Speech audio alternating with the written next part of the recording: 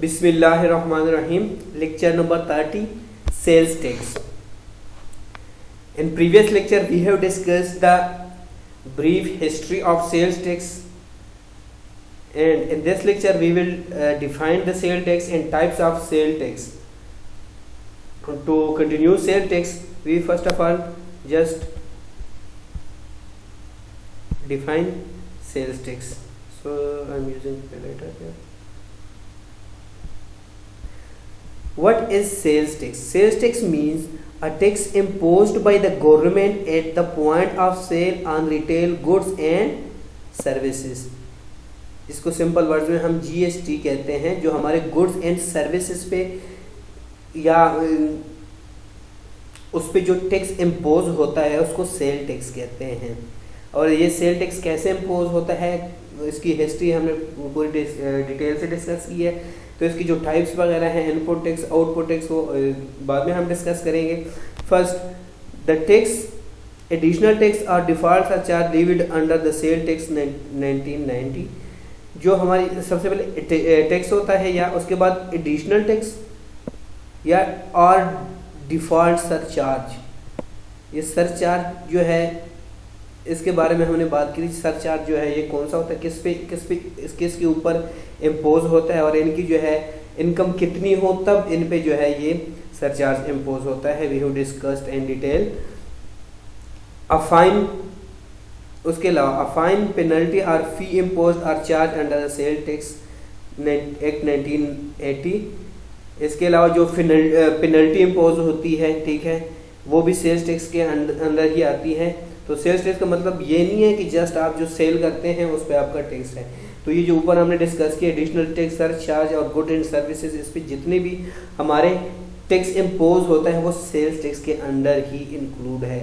Any other sum payable under the provision of sale tax act 1990, जो other payable है, ठीक है, जो हम सेल्स टैक्स एक्ट के 1990 के थ्रू देते हैं, वो हम आगे वन बाय वन जो है इसको डिस्कस करेंगे। तो वो भी जो है सेल्स, उसका मतलब ये है कि सेल्स टैक्स के अंदर ही वो आते हैं। Next, coming to next slide, provincial sale tax. अब जो सेल्स टैक्स का मतलब बता दिया, अब प्रोविंशियल सेल्स टैक्स का मतलब क्या है। Provincial sales tax means the tax levied under the provincial laws. Provincial laws are laws relating to Islamabad capital territory.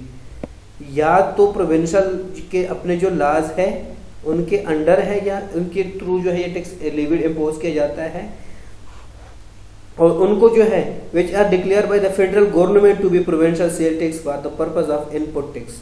जो हम इनपुट टैक्स हम कैलकुलेट करते हैं, ठीक है, उस पर्पज के लिए जो हम फेडरल गवर्नमेंट जो डिक्लेयर करती हैं, ठीक है, और या तो वो प्रोविंशियल लॉज के थ्रू, ठीक है, अंडर, या इस्लामाबाद कैपिटल टेरिटरी को। लेकिन FBR के पास जो है इसका कंट्रोल होता है ओवरऑल। उसके बाद जो हमारे पास रिटेलर्स कौन से होते हैं यहाँ पे, retailers mean a person supplying goods to general public for the purpose of consumption.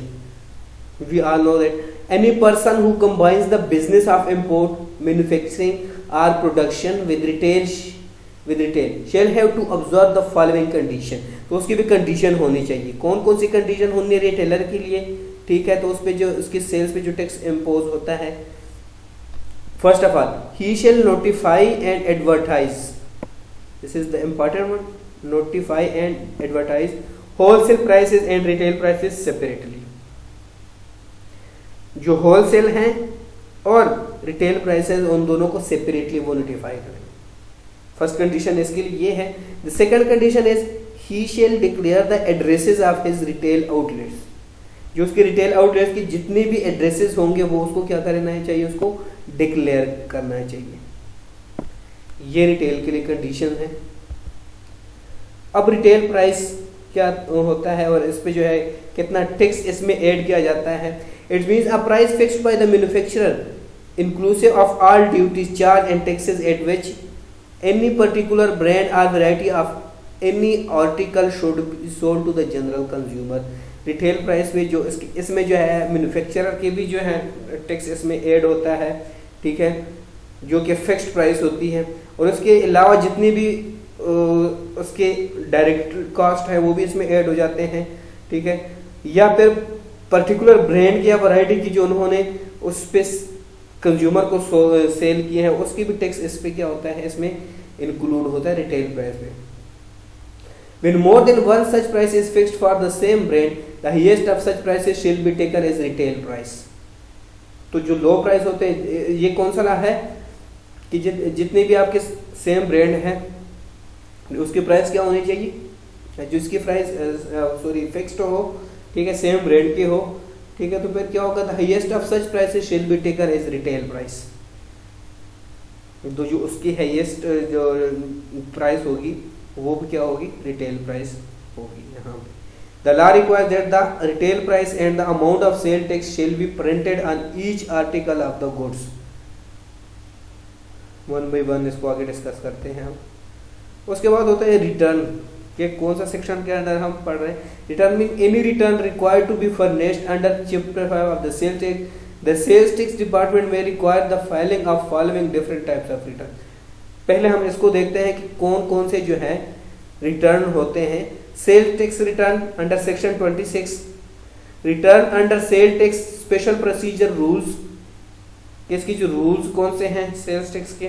Special return under section 27, final return under section 28। तो इसको अब वन बाय वन पढ़ते हैं, इसको आगे देखते हैं। सबसे पहले स्पेशल रिटर्न कौन से होते हैं। The collector may require any person whether registered or not, जरूरी नहीं है कि जो पर्सन हो वो रजिस्टर्ड हो, to furnish a return whether on his own behalf as an agent or trustee, अगर वो खुद उसको जो है अपने बिहाफ पे वो रिटर्न को रिसीव कर रहा है या कोई और ट्रस्टी रखता है या एजेंट रखता है। In prescribe form in such person shall furnish the return not later than the date specified in this regard. जो डेट स्पेसिफाइड होती है स्पेशल रिटर्न की, उससे पहले वो अपने रिटर्न को वापस ले सकता है, या खुद या उसके अलावा कोई और उसका जो ट्रस्टी होता है।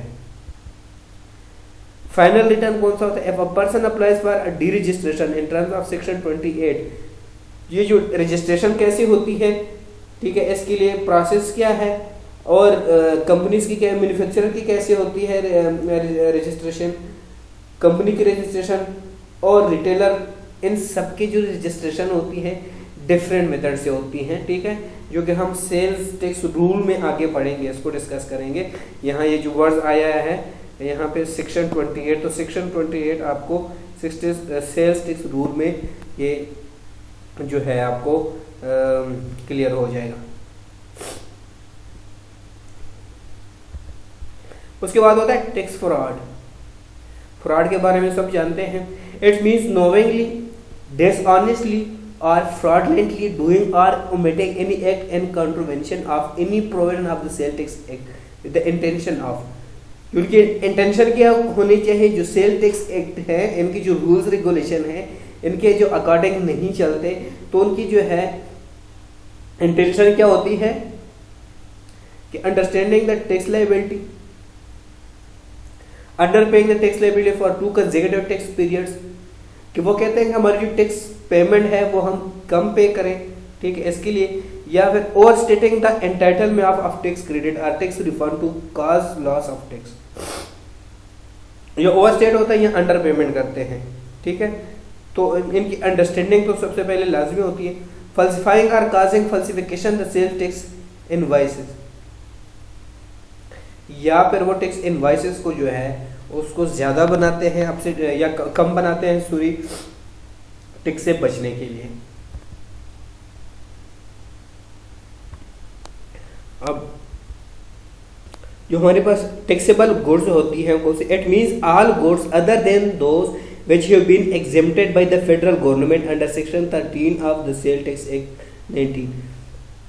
कुछ ऐसी भी गुड्स है जो कि अंडर गुड्स और other than those which have been exempted by the federal government, ऐसे गुड्स जिस पे जो टैक्स इम्पोज नहीं किया गया है सेक्शन 13 के थ्रू अंडर सेल्स टैक्स 1990, तो इसके अलावा जो गुड्स है उस पे टैक्स जो है इम्पोज होता है।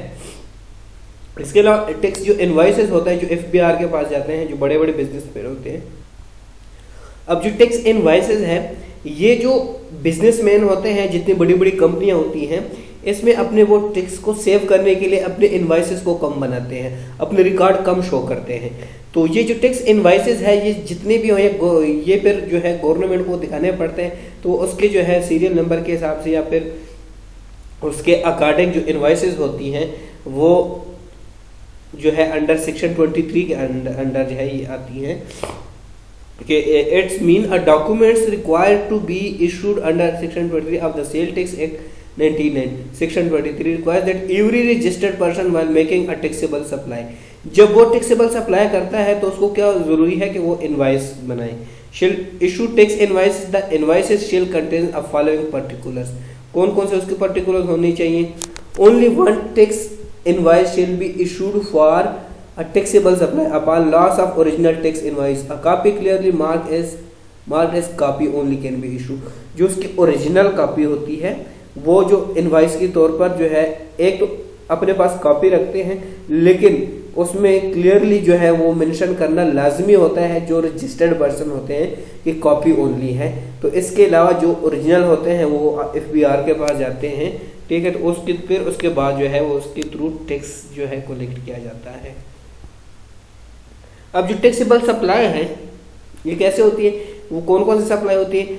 It means supply of taxable goods other than those which have been exempted by the federal government under section 13 of the sale tax. It is include a supply of goods, कौन कौन सी है, supply of goods chargeable to tax at the rate of 0%, कितने percent पे, 0% पे, मतलब zero rated tax जिसको कहते हैं, आगे पढ़ेंगे इसको, under section 4 of the sale tax 1990। जो हमारे टैक्सेबल सप्लाई होती हैं गवर्नमेंट, जो एक तो टैक्सेबल सप्लाई होती है जिसमें टैक्स इम्पोज होता है, एग्जेम्प्टेड सप्लाई की बात नहीं हो रही यहाँ पे, टैक्सेबल सप्लाई की बात हो रही है। तो उसको सेल्स टैक्स के अंदर जो है अंडर हम कैसे इसकी ट्रीटमेंट करते हैं इसके बारे में। टैक्स पीरियड इसका कितना होना चाहिए। It is period of 1 month, federal government में notify some other period as tax period. ये तो मोस्टली जो है टैक्स पीरियड 1 मंथ का होता है, वो दे दिया जाता है कि इनवॉइसेस या जितनी भी उसका है वो कंप्लीट कर लें, ठीक है। या फिर जो बिजनेसमैन वो रिक्वेस्ट करते हैं BR को, तो उसको कमेटी दे के उसके बाद भी जो है वो अपने मंथ को चेंज कर सकते हैं। Time of supply, time of supply is defined separately, supply of goods, rendering of services. एक तो सप्लाई ऑफ गुड्स है और एक सर्विसेज है। इन दोनों की जो सप्लाई है और टैक्सेबल है, वो टैक्सेबल ट्रीटमेंट है वो डिफरेंट है। अब देखिए यहाँ पे सप्लाई ऑफ गुड्स और सप्लाई ऑफ सर्विसेज में, time of supply in relation of to supply of goods other than under hire purchase agreement means the time which is earlier of the following. इनसे जो है पहले the time at which the goods are delivered or made available to recipient of the supply, जो deliver की गई हैं या available है किसके लिए, सप्लाई के लिए, या फिर the time when any payment is received by the supplier in respect of that supply, जो उसकी पेमेंट रिसीव की गई है उस सप्लाईमेंट की, ठीक है, या रिसीव हो गई है, उसके बारे में सप्लाई ऑफ गुड्स है, वो उस टाइम की बात हो रही है। अब supply under hire purchase agreement, इसकी जो हमने बात की है, इसका मतलब है where goods are supplied under hire purchase agreement, time of supply means the time at which agreement is entered into. Here the time supply mean which agreement is entered into and the contract of supplyment start here। उसके बाद है rendering of services, time of supply in relation to services mean the time at which the services are rendered or provided। जैसे हम supply की बात ऊपर कर रहे हैं ना, ऐसी सर्विसेज की भी है, इसकी जो टाइम ऑफ सप्लाई है, ठीक है, लेकिन इनका रिलेशन जो है सर्विसेज है और ऊपर वालों का जो है वो गुड्स से रिलेटेड है।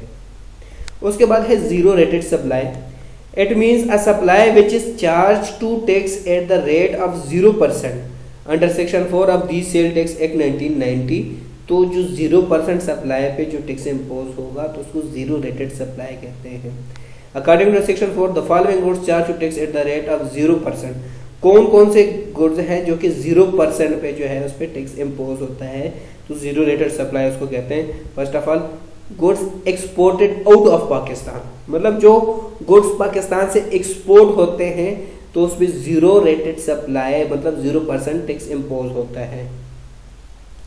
Good specified in the fifth schedule, fifth schedule में जो है इस गुड के जो है स्पेसिफाई कर दिए हैं कि कौन कौन से ऐसे गुड्स हैं जिसपे zero rated tax supply impose होता है। Supply of stores and provision for consumption abroad a conveyance proceeding to a destination outside Pakistan, मतलब जो जितनी भी हमारे एक्सपोर्ट के उसके ट्रांसपोर्टेशन के या कंजम्पशन के ठीक है एक्सपेंसेस होते हैं या उस पर जो है या सेल्स आउट होते हैं तो उस पर जीरो रेटेड इम्पोज होता है, zero rate. Such other goods of the federal government may notify and such other good is may be specified by the board through a general order and are supplied to registered person engaged in manufacturing and supply of zero rate। तो इसके अलावा जो board के under है जो जितने जिनके products होते हैं अपने स्पेसिफिक प्रोडक्ट्स होते हैं उनको जो है उन पे जीरो रेट अप्लाई करते हैं टैक्स के लिए। और मोस्टली जो रजिस्टर्ड पर्सन होते हैं जो मैन्युफैक्चरिंग में होते हैं या फिर गुड्स में होते हैं उस पर मोस्टली जो है जीरो रेटेड जब वो एक्सपोर्ट करते हैं, मैं एक्सपोर्ट की बात कर रहा हूँ, तो उस पर 0% जो है इम्पोज किया जाता है। तो इसमें जो हमने बात की है कि सेल्स टैक्स जो है इस पे कौन से गुड्स पे है, और इसके बाद हम इनपुट और आउटपुट टैक्स को जो है इसको डिटेल से कंप्लीट करेंगे नेक्स्ट चैप्टर में। ओके।